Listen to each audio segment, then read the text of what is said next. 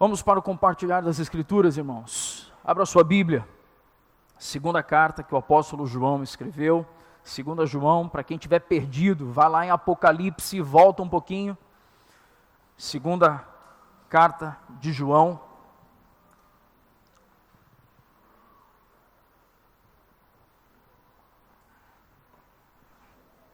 À medida que você encontra, fique de pé em seu lugar.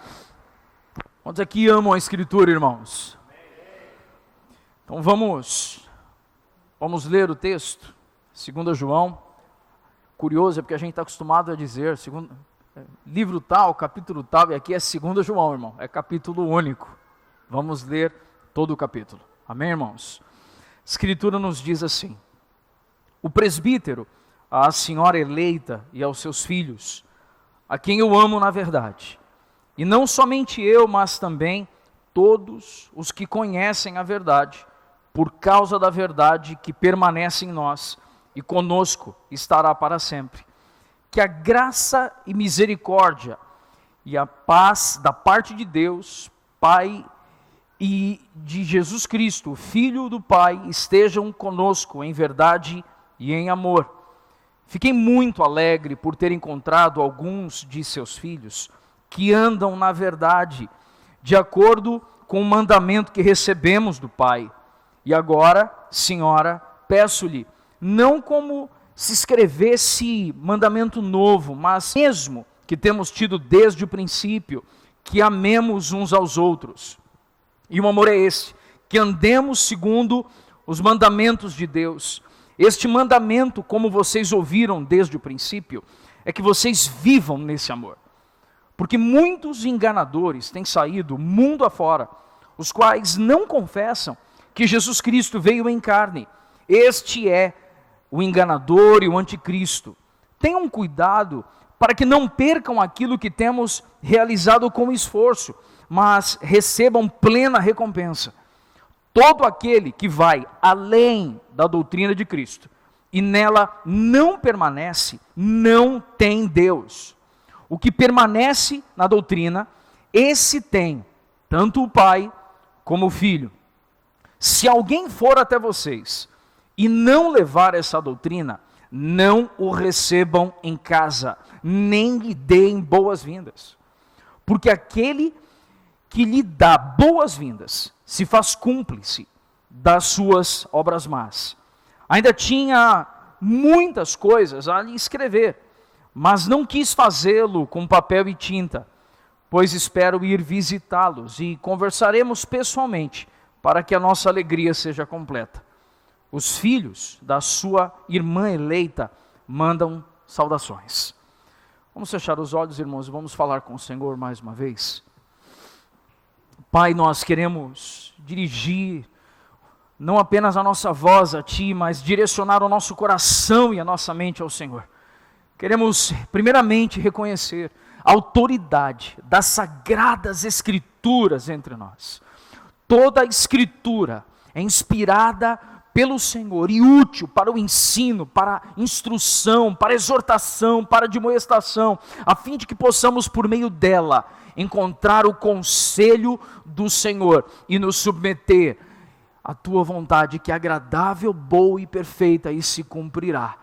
Queremos, Senhor, também colocar a nossa vida diante de Ti, reconhecendo que tantas vezes, muitas vozes sobrevêm, Senhor, a gente. Muitas vozes nos rodeiam, nos cercam, e nós queremos nesse momento silenciar as vozes exteriores e as vozes interiores, a fim de que venha reverberar tão somente o som da Tua voz, Pai, da Tua palavra aqui essa manhã. Quanto a mim, Senhor, que não seja, Senhor, o meu timbre de voz, mas sim a Tua voz, Pai. Que não seja o meu jeitão, mas sim a Tua vontade. E que todos nós sejamos edificados, não pelo expositor, mas pela exposição da Escritura, Senhor. E assim nos colocamos prontos a abraçar, não apenas recortes dessa mensagem, mas abraçar todo o conselho do Senhor. Em nome de Jesus. Amém e amém. Pode se sentar, meu irmão. Queridos, creio ser importante trazer para nós essa manhã em vista também de alguns irmãos que nos visitam, que desde o ano de 2024, nós primeiramente fizemos a exposição de todo o Evangelho de Cristo, baseado ali no livro de João. Então fizemos João 1, João 2, João 3, expusemos todo o Evangelho de João ao longo do ano de 2024 aqui entre nós. Recentemente iniciamos uma série de mensagens, chamando essa série de conselhos pastorais, iniciando sobre um estudo expositivo também nas cartas de João. E no último domingo passado, nós finalizamos a primeira carta de João, encerrando então o capítulo 5. É importante a gente ter em mente que o Evangelho foi escrito quando João ali cuidadosamente deixa registro, a fim de que os ouvintes pudessem então acreditar que Jesus é o Cristo, o Filho do Deus vivo. Esse João, o apóstolo, quando escreveu o Evangelho, imagino que ainda na condição de um jovem pastor, de um irmão que viu, que presenciou a ressurreição de Cristo e estava em meio a toda a sua vitalidade, em todo o seu vigor, proclamando o Evangelho da verdade, onde ele estava vendo ações de igreja na Ásia Maior, na Ásia Menor. Quando chegamos na exposição de 1 João, nós não estamos falando mais de um jovem pastor, mas estamos falando de um irmão agora próximo dos seus 80 anos de idade. Já estamos falando de um irmão onde os cabelos pretos eram raridade, porque os cabelos brancos provavelmente já o tinham tomado, antes que alguém faça a brincadeira. Eu sei, os meus cabelos estão bem brancos ultimamente. Recentemente, a Adriana e Haroldo, sentados próximo a mim, olharam e falaram assim: pastor, os últimos 5 anos mudaram você, né? Eu falei: irmãos, por quê? Seus cabelos não são mais os mesmos. Eu falei: mas a pomada nos cabelos permanece, irmãos. Essa continua. É importante também trazermos e fazermos menção de que a primeira carta de João, desse homem agora mais experimentado, foi escrita para oferecer aos irmãos, aos leitores, a garantia de que aqueles que creram em Cristo eram salvos. Então nós encerramos inclusive 1 João falando sobre a certeza de que somos salvos. Aqueles que permanecem em Cristo não devem titubear, mas por meio da fé em Cristo Jesus, nós somos alcançados pela graça e podemos viver como salvos aqui na terra. Vivemos em meio ao sistema egípcio, mas o Egito e suas paixões não nos habitam. Os irmãos compreendem isso, irmãos? Amém? A gente pode pisar em uma terra que é corrupta, mas dentro de nós há uma obra de regeneração pulsante. E nesse cenário, João avança agora para a segunda carta. A segunda carta, ela fala agora sobre um alerta. E é um alerta para a igreja sobre o perigo de falsos mestres que saíam das igrejas. Preste atenção nisso.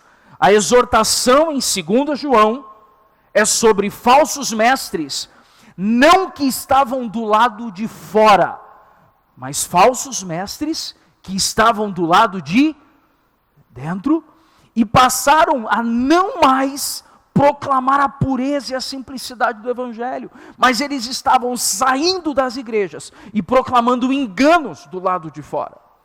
E nas próximas semanas também chegaremos em 3 João, que vai alertar a igreja sobre o perigo de falsos líderes dentro das igrejas.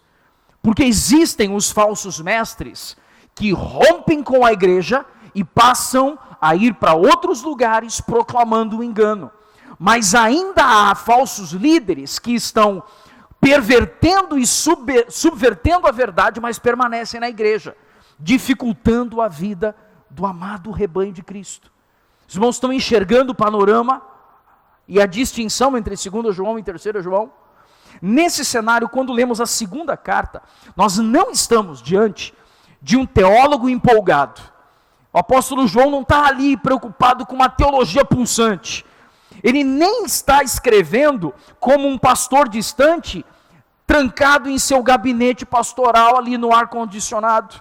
Nós estamos ouvindo a voz de um apóstolo idoso, já perto dos seus 80 anos de idade, que havia caminhado com Cristo, testemunhado a cruz, visto a ressurreição, enfrentado perseguições e havia um ministério de supervisão espiritual sobre as igrejas da Ásia Maior e da Ásia Menor, partindo de Éfeso. Então, quem nós estamos ouvindo em 2 João é um baita pastor, irmãos. Vocês estão compreendendo isso? E é curioso por quê? Porque quando ele começa a carta, olha o que está escrito no começo da carta, mantenha a sua Bíblia aberta, irmãos. Gosto quando o pastor Hernandes Dias Lopes ilustra, e ele diz que a gente vê sinais de que uma igreja ama a palavra quando ela vai ouvir a exposição, e depois da leitura a Bíblia continua aberta. Fica aí a instrução do Senhor. Você ouviu isso, irmão? Amém ou não? Então você quer ouvir a exposição, então enquanto eu falo, você vai comparando ali. Os crentes em Bereia faziam isso. Então vai ler a Escritura, irmão, mantenha a Bíblia aberta. Amém? E quando o João vai escrever, ele começa escrevendo, eu o presbítero. Sabe o que é interessante? Porque quando ele usa essa expressão, ele não está falando ali de um rótulo administrativo, mas ele está falando de uma condição de serviço. Você ouviu o que eu disse ou não? Ele não está falando sobre um título ao qual ele batia no peito, mas ele está falando, é minha responsabilidade de supervisionar a igreja. Então quem está escrevendo é o presbítero dela. Quem está escrevendo aqui é o irmão responsável pela plantação dessa igreja, e é responsável pela supervisão dessa igreja. É assim que ele se apresenta. E ele usa uma expressão que para muitos irmãos ela ficou confusa ao longo dos anos, e ele está escrevendo a senhora o quê? O que está escrito aí, irmão? A senhora eleita, a senhora escolhida. E a gente ouve essa expressão e fala, mas que história é essa? Né? E aí quando a gente vai nos últimos versículos, na verdade no último versículo, ele fala, saudações dos filhos da sua o quê? Irmã eleita ou escolhida. Sabe o que ele está dizendo aqui? A gente tem a informação, a gente tem conhecimento de um contexto de perseguição crescente entre os cristãos no primeiro século. João ele está muito provavelmente utilizando uma linguagem figurada, onde ele refere-se às igrejas como a senhora eleita.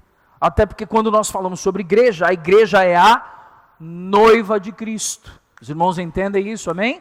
Então, quando ele está escrevendo a senhora eleita, ele está escrevendo a uma igreja.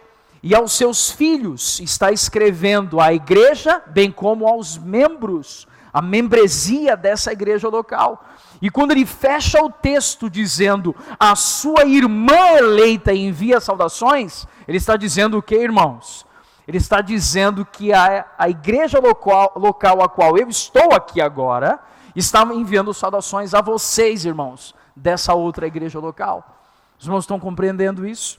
Nesse cenário, essa não é apenas uma carta privada, mas uma exortação pastoral endereçada às comunidades cristãs e com implicações profundas na vida cristã e na membresia dessa igreja local.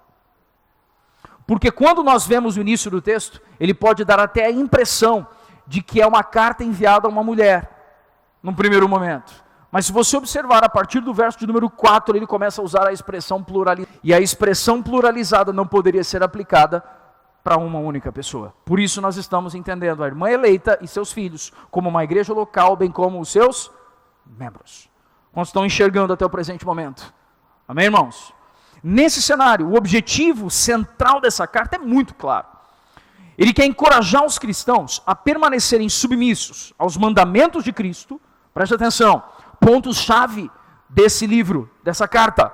Ele quer que os irmãos sejam encorajados a permanecerem submissos aos mandamentos de Cristo, que eles andem na verdade, que eles permaneçam em amor e não se deixem seduzir pelo falso ensino. Então nós temos aqui 4 pontos essenciais nessa carta. O primeiro ponto principal, que eles permaneçam, o que eu disse, irmãos? Permaneçam o quê? Submissos. Deixa eu te falar uma coisa.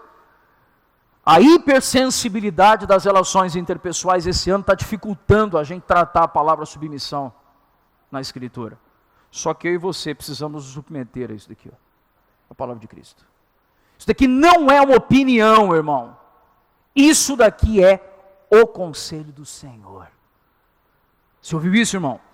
Paulo escreveu a Timóteo dizendo que toda a Escritura é inspirada por Deus, a fim de instruir, corrigir, admoestar. Quantos irmãos compreendem isso? Isso, inclusive, já traz para nós uma crise da igreja contemporânea.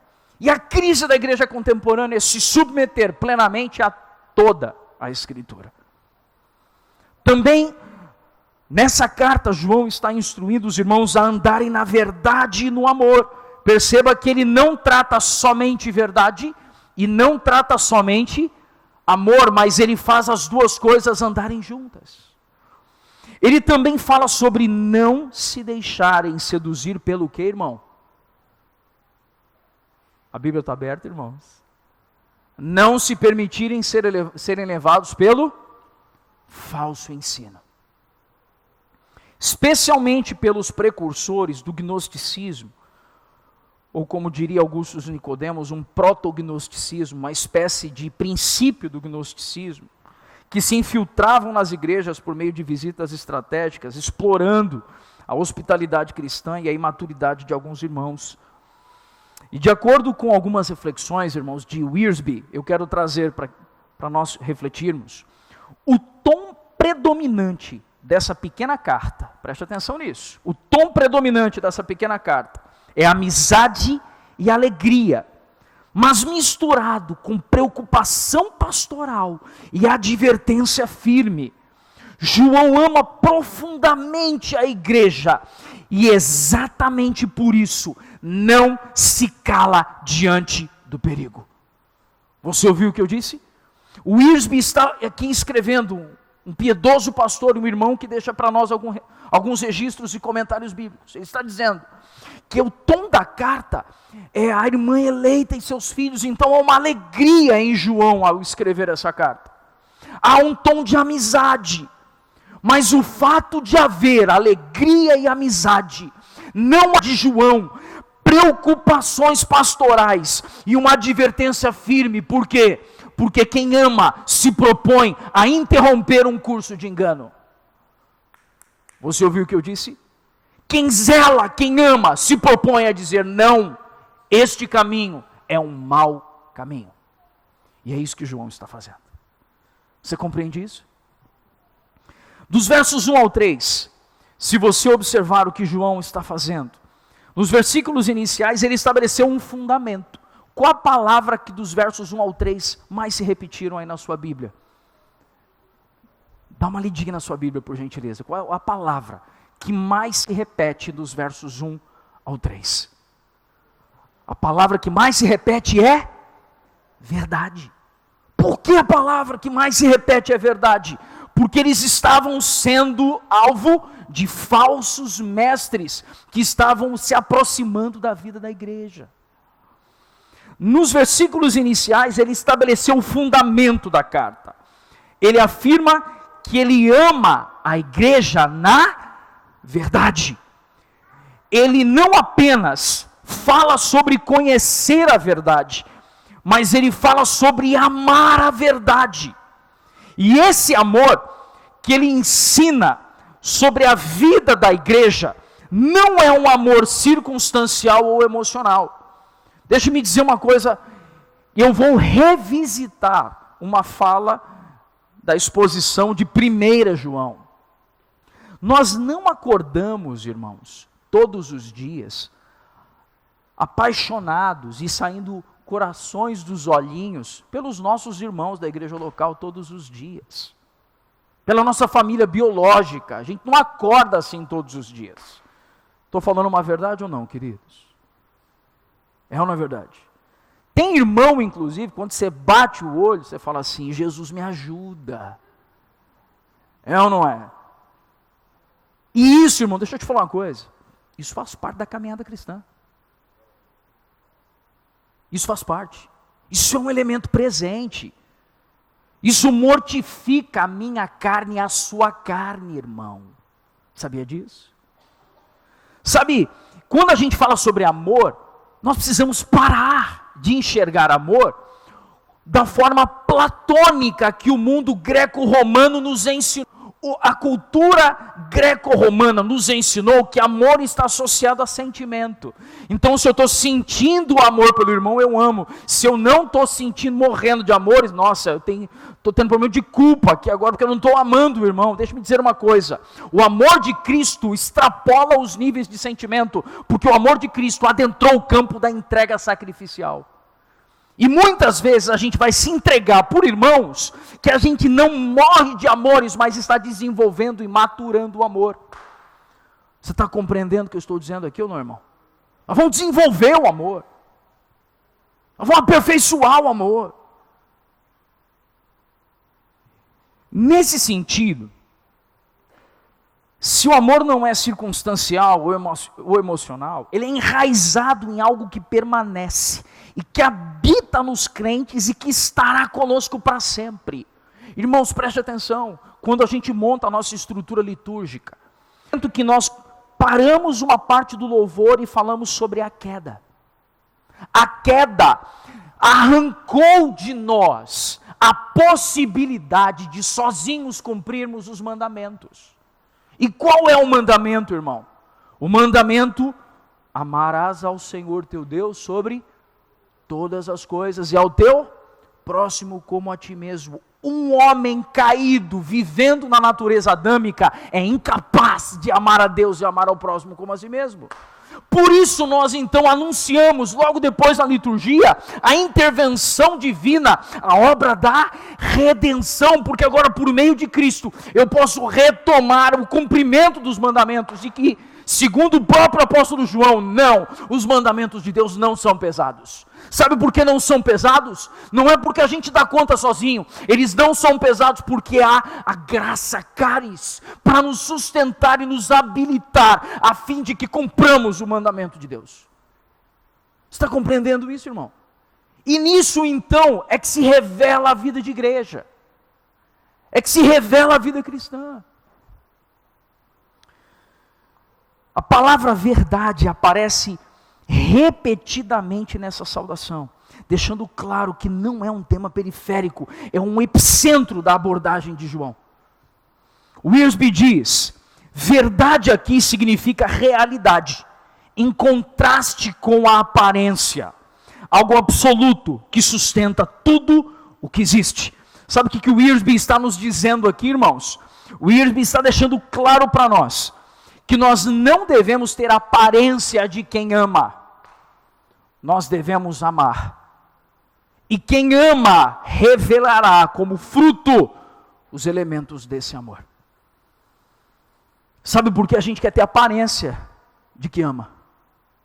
É uma verdade, irmão.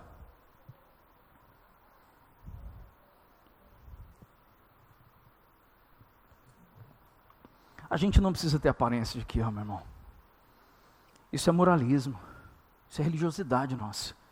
Quando a gente está lutando para parecer que ama, mas quando simplesmente nos rendemos à verdade de Cristo e permitimos a obra da regeneração acontecer em nós, passaremos a amar e seremos vistos como aqueles que amam. Você entende que a ordem é outra? Não é de fora para dentro, e sim é de dentro para fora. É a obra da regeneração que, à medida que me alcança, eu passo a revelar, viver a verdade em amor. Sobre a verdade, irmãos, aqui eu quero entrar, como eu gosto de dizer normalmente, aqui eu quero entrar num vespeiro. A verdade não é uma história que nos contaram. A verdade não é um relato fidedigno. A verdade é uma pessoa. Cristo é a verdade. Permanecer na verdade não é fazer tudo direitinho. Permanecer na verdade é permanecer em Cristo Jesus. Jesus mesmo afirmou: eu sou o caminho, a verdade e a vida. E é Ele quem aplica essa realidade à vida do crente. Agora é importante nós termos a compreensão de que quando João ele está discorrendo essa carta, João ele não está falando apenas de um conceito. A verdade é uma experiência vivida. Nós não apenas conhecemos a verdade, mas nós devemos amar a verdade, viver a verdade e ser moldado pela verdade. A verdade não deve ser conhecida, a verdade deve ser experimentada. Sabe, há um pastor batista que veio antes de nós, que nós respeitamos bastante, a história de Charles Haddon Spurgeon. Todos já ouviram falar? Amém? Charles Haddon Spurgeon era neto de um outro pastor. Ele foi cuidado, parte da sua trajetória, parte da sua história, pelo seu avô, que era um pastor. E relatos biográficos dizem pra gente que certa vez, ele passando na frente de um bar, juntamente com seu avô, ele viu um irmão da igreja local a qual ele pertencia, sentado no bar, bebendo e plenamente bêbado, sentado ali naquele lugar. E quando Spurgeon, perto dos 10, 12 anos de idade, vira para seu avô e disse assim: eu vou matar o irmão Aaron. E o avô dele sorriu e seguiram o caminho. Em outra ocasião, há relatos de que Spurgeon, tomado por uma indignação profunda, ele se volta para o irmão Aaron sentado naquele mesmo bar em um outro dia e o repreende severamente, dizendo para aquele irmão: você que diz ser um homem regenerado e transformado, sentado em um bar, bêbado, e trazendo um escândalo à igreja de Cristo, o evangelho de Cristo, você deveria se envergonhar. Então aquele homem, o senhor Aaron, se levanta e rapidamente sai do bar. E no próximo culto na igreja, aquele irmão vai então ao avô de Spurgeon e pede perdão àquele pastor, dizendo: pastor, me perdoe, porque verdadeiramente eu estava escutando sobre a verdade, mas eu não abracei o estilo de vida na verdade. E de alguma forma, sim, Spurgeon matou o Adão ainda pungente no irmão Aaron. Você ouviu isso, irmão? Porque a verdade não é saber sobre, a verdade é conhecer a quem nós escolhemos servir e viver. Essa é a permanência na verdade. Quantos estão compreendendo isso, irmãos? Sabe, conhecer a verdade, portanto, vai muito além. E aí preste atenção que aqui nós temos um desafio. Conhecer a verdade, portanto, vai muito além do que concordar intelectualmente com doutrinas corretas. Conhecer a verdade, sim, engloba conhecer doutrinas corretas, isso é indispensável, mas significa, para além disso, significa ter uma vida dirigida e orientada por um compromisso profundo com Cristo, que é a própria verdade. Sabe o que nós mais vemos por aí? Teólogos de redes sociais. Sabe o que mais nós vemos por aí? Um bando de chato tretando nas redes sociais, querendo ensinar pastores como devem apacentar os rebanhos de Cristo, como devem cuidar das igrejas locais. Teólogos chatos, que nunca entraram no gabinete para instruir uma família a permanecer em Cristo, a permanecerem casados, um jovem a guardar a pureza e a santidade, e ficam querendo alegar sobre a verdade teológica. Não estamos falando de defender uma teologia pura e simples, embora isso envolva sim conhecer a verdade, mas estamos falando de viver na verdade, não apenas de falar sobre ela. Quantos estão compreendendo isso, irmãos?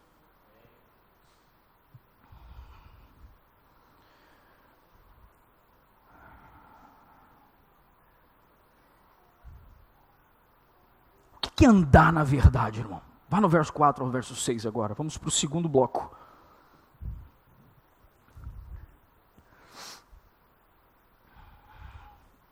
Andar na verdade e andar em amor envolve obediência. Olha o verso 4 ao 6. Fiquei muito feliz por encontrar alguns dos meus filhos que estão vivendo de acordo com a verdade. Sabe qual é a palavra que eu gosto de usar nesse momento? Viver de acordo com a verdade fala de coerência. O que é coerência? O que eu vivo é compatível com o que eu falo. Irmãos, a gente tem uma dificuldade hoje de pregar o evangelho ou não? Sim ou não, irmãos? Por que a maioria das pessoas se opõe a ouvir o que a gente tem para dizer? Por que a maioria das pessoas tem dificuldade de ouvir o que a gente tem para dizer? Porque como a gente hoje é mais exposta do que já foi, antigamente a gente pregava, a pessoa não sabia quem a gente era, porque não tinha redes sociais. Hoje a pessoa entra na rede social e vê quem a gente é diferente do que a gente está pregando. Faz sentido o que eu falei ou não, irmãos? A rede social é incompatível com o que a gente está pregando. Pior, aqui eu vou dar um cruzado de direita, segura, irmão, presta atenção. Nós somos do tempo que quem não conhecia a fé cristã reclamava que a gente era chato de pregar que Jesus é o Senhor. Hoje os crentes são chatos, defendendo mais Bolsonaro do que proclamando a verdade de Cristo. Basta disso nos púlpitos do Brasil. Não é tempo de fazermos isso, é tempo de proclamar a verdade. E a verdade está contida no Evangelho de Jesus. Antigamente sentava numa roda de pessoas, o crente era chato porque queria defender que Jesus é o Cristo. Agora o crente é o chato porque quer defender Bolsonaro. Isso não é andar na verdade, irmão. E antes que me perguntem, não, eu não sou lulista. Não gosto de nenhum dos dois. Em Adão, porque se os dois estiverem em Cristo, muda tudo, né, irmão? Ou você é tão travado que você não consegue nem pensar nessa possibilidade. Porque se você não consegue pensar nessa possibilidade, eu quero dizer para você que você é mais miserável do que ele. Porque ele miserável sem conhecer a verdade é uma coisa, você miserável conhecendo a verdade é outra coisa. Sim ou não, irmãos? Dura essa palavra, pastor. É, irmão, tá aqui, ó, culpa João. A culpa é dele aqui, ó. Porque está escrito.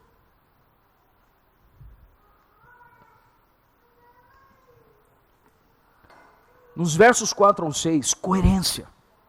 João expressa a sua alegria, e aí João é cuidadoso. Ô irmão, sabe aquele abordar, os irmãos já sabem até quando eu uso essa palavra, o que eu quero dizer, né? O que é abordar, irmão? Quem me conhece, já me ouviu tratar das coisas cuidadosamente, sabe o que eu quero dizer com isso. Abordar é ele pela borda, né? Você vai pela borda primeiro, daqui a pouco você dá um cavalo de pau e vai na veia, assim, né? Pá! É ou não é? Então ele vai aqui abordando, ele diz assim, eu estou muito feliz de perceber que tem alguns dos irmãos caminhando na verdade. O que João está dizendo? Fala para mim, irmão. Pode falar. Alguns dos irmãos estão caminhando na verdade. O que ele está dizendo? Que não são todos, que tem no meio ali do rebanho, uns irmãos que estão dizendo a verdade até, mas não estão vivendo nela. Você está entendendo ou não? Estão dizendo o que é certo, mas não vivem corretamente. E aí sabe o que acontece?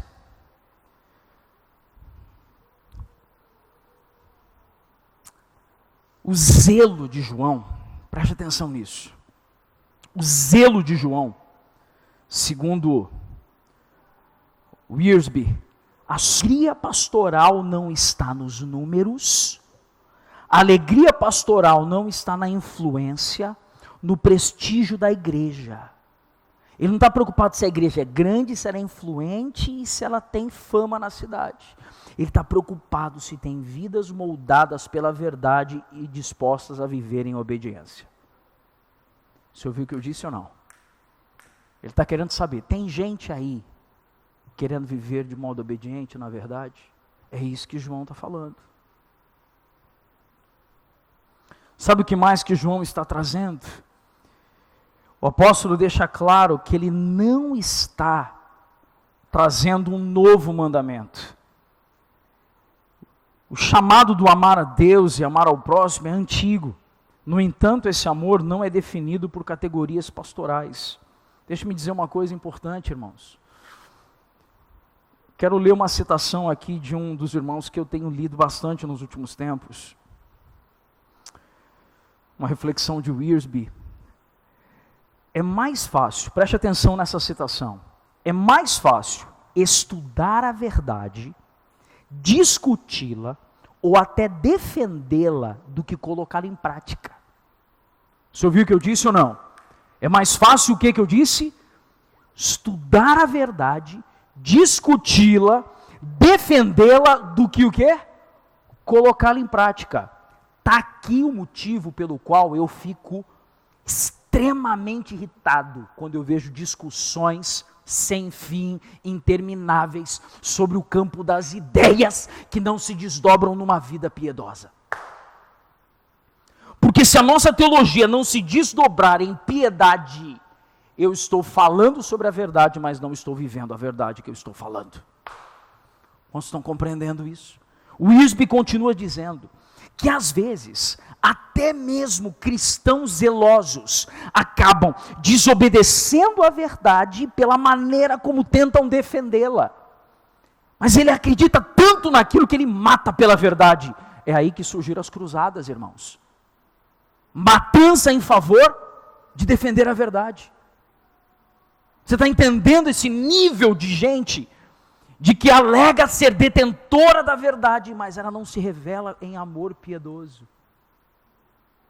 Nós somos chamados a viver a verdade do Evangelho, e não apenas a defender no campo das ideias.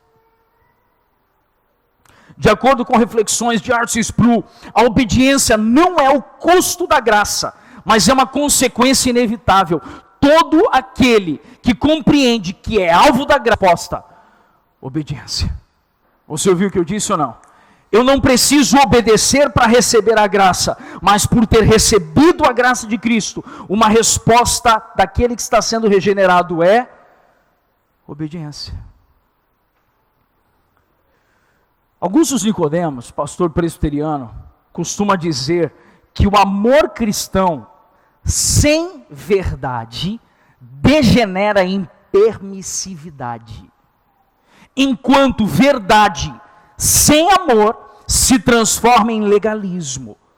E João rejeita os dois extremos. Eu quero retomar isso, irmãos. Se nós focarmos no amor cristão, sem anunciarmos amorosamente a verdade, nós tornaremos o rebanho extremamente permissivo. Você está entendendo que foi isso que João estava fazendo aqui? Contudo, se nós anunciarmos a verdade sem amor, nós nos tornaremos legalistas e moralistas. Por isso que Jesus veio em graça e em verdade. E aí existe um aspecto, irmãos, e aí como eu sou da área de exatas, eu vou usar uma terminologia que para mim é muito recorrente. Que amor e verdade são grandezas diretamente proporcionais. O que eu quero dizer com amor e verdade são grandezas diretamente proporcionais? Vou usar uma outra ilustração, simples para todos nós. Panela de pressão. Pôs no fogo, a temperatura faz o quê? Aumenta. E a pressão interna? Aumenta. Quando se aumenta uma coisa, aumenta a outra, grandezas diretamente proporcionais. Amém ou não? Tudo bem? Verdade e amor são grandezas diretamente proporcionais, irmãos. Sabe o que quer dizer? Quando a gente passa a não dizer a verdade, porque, não, eu não quero confrontar essa pessoa, porque de fato assim vai causar algum problema, vai ficar muito chateado comigo, vai afetar a relação. Não, é você não dizer a verdade que vai afetar a relação. É você não dizer a verdade que o nível de amor vai começar a esfriar. Sabe por quê? Porque você vai começar a escolher sobre o que falar com essa pessoa. Porque você não pode falar tudo mais. Você não pode mais corrigi-la. Você não pode mais tocar em assunto sensível com ela. Sabe por quê? Porque não, ela é hipersensível. E nesse sentido, nós estamos trazendo claramente que amor e verdade caminharão juntos. Preste atenção em algo. Amar biblicamente não é apenas sentir, é um ato de vontade. É tratar o outro da mesma forma que Deus trata a gente em Cristo. Andar na verdade significa permitir que ela governe todas as áreas da nossa vida. Isso quer dizer que não dá para andar em amor desconectado da verdade e vice-versa. E aí vamos tratar uma situação aqui, irmãos, com todo carinho. Atualmente a gente vive uma zona de tranquilidade ou uma zona de tensão em relação às relações interpessoais. A gente vive uma extrema zona de tensão, não é verdade? Sabe, nesse sentido, amor sem verdade é evangelho sem confronto. Eu vou repetir. Amor sem verdade é evangelho sem confronto. Preste atenção em 3 citações que eu vou fazer aqui, 3 frases, 3 curtas reflexões. Talvez um dos maiores enganos que a gente tem no nosso tempo sejam, os maiores enganos, o amor passou a ser redefinido como aceitação irrestrita. Para o sistema mundano, perverso e caído, eu preciso demonstrar que eu amo o mundo aceitando irrestritamente o modo de viver do mundo. Você respeitará a dignidade humana sempre, mas o verdadeiro amor não está atrelado à aceitação irrestrita. Você ouviu o que eu disse ou não? Você vai amar o mundo no sentido de amar os perdidos, mas não amar o mundo no sentido de amar o que nele há. Você entendeu a distinção ou não, irmãos? E nesse sentido, lutar em oração e confronto em amor pela verdade, para que quem está cego possa ver a luz de Cristo. Não, amor não é aceitação irrestrita, irmão. O Evangelho nunca deixa a gente do jeito que a gente está. Eu quero calmamente ter todo o cuidado do mundo e trazer uma reflexão para você. O Evangelho vai estar com o braço aberto para receber você. Você ouviu o que eu disse ou não? Todos nós. Mas Ele não nos deixará da mesma forma. Se nós achamos que seremos recebidos e vamos permanecer da mesma forma, à medida que abraçamos o Evangelho, nós estamos abraçando um evangelho, né? Fazendo aqui uma brincadeira sem graça. Sim ou não, irmãos? Porque o Evangelho é verdadeiro, muda, ele é poder de Deus. Romanos 1,16. O Evangelho é o que, irmãos? Poder de Deus para a transformação. Segunda frase, a primeira, a crise do tempo presente. A primeira frase foi, o amor redefinido como o que eu disse? Aceitação irrestrita. Segunda, o discernimento é tratado como falta de graça no tempo presente. E isso, irmãos, é sério. Pastor da igreja, um apacentador, identifica em algum irmão uma zona de dificuldade, uma área de dificuldade. Deus deu discernimento ao pastor, Deus deu discernimento aos apacentadores. A gente chega junto e dá aquela apertada, aquela arrochada no irmão assim, para ver se o irmão, pum, se posiciona. Não, é falta de graça. Você está entendendo que a graça que me alcança, lembra da citação de John Stott? A graça que me alcança é a mesma que me transforma. Porque a graça não me deixa exatamente como eu estou. O Evangelho sim é acessível, mas ele não é permissivo. Porque ele nos transforma à imagem do Cristo, o Filho do Deus vivo. Você ouviu isso? Sim. A confrontação nesse tempo é vista como ausência de amor. Então você vai confrontar alguém. E pode ser interpretado como falta de amor. E sabe o que João está fazendo nessa carta? João está destruindo essa falsa dicotomia. Porque para ele, amar é obedecer à verdade. Preste atenção, para João, amar é o que, irmão? Obedecer à verdade. E proteger a igreja do erro é uma expressão de amor. Olha só, irmão, proteger a igreja do erro é uma o quê? Expressão de amor. De acordo com Augusto Nicodemos, quando o amor é separado da verdade, ele deixa de ser cristão e passa a ser um reflexo da cultura. Eu vou repetir isso. Quando o amor é separado da verdade, ele deixa de ser um amor cristão e passa a ser tão somente esse amor que permeia a cultura. Dizer não ao erro certamente será um dos atos mais amorosos que a igreja pode praticar em favor de sua membresia. Não permitir que alguém viva como um pecador impenitente. Você ouviu o que eu disse, irmãos? Sabe qual é um grande medo?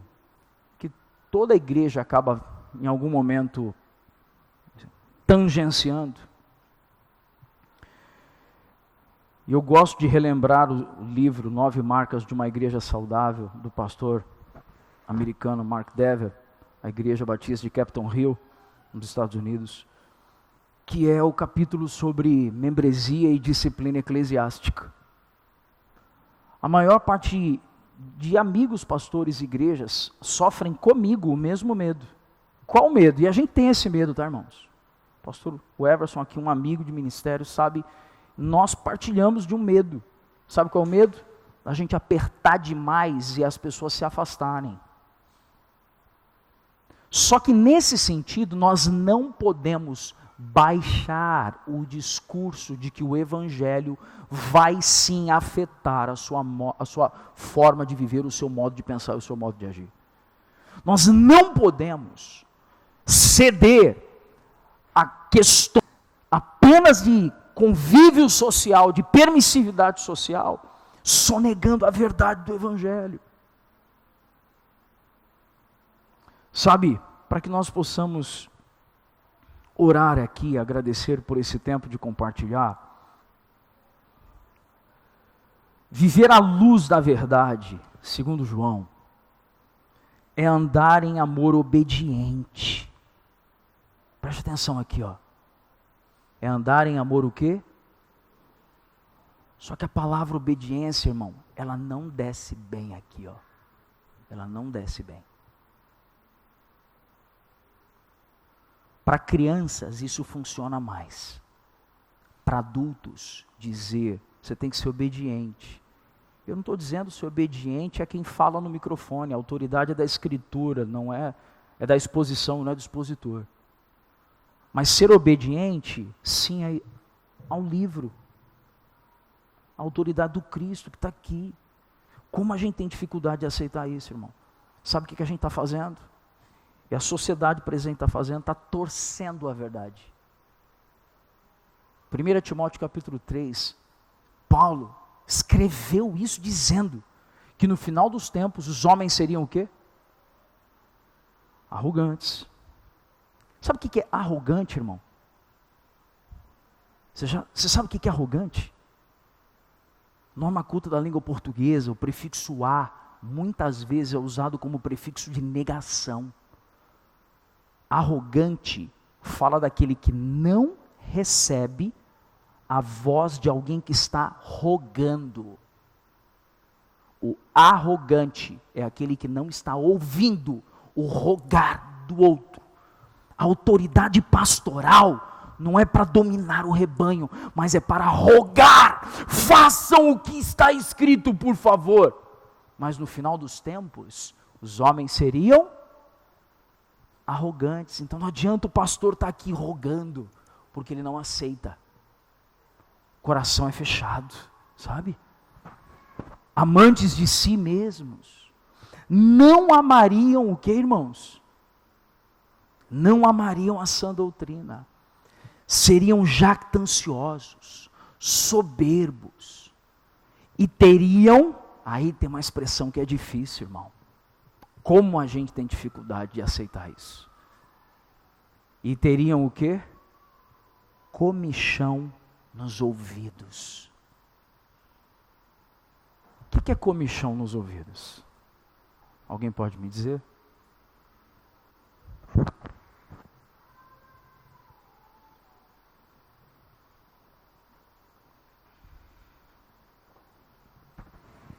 comichão nos ouvidos fala de...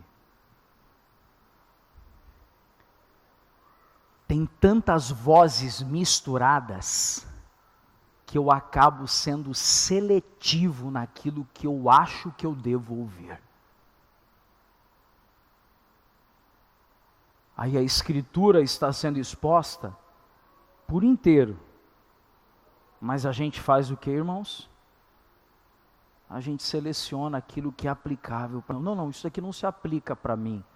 Ou não, isso aqui não se aplica a esse tempo.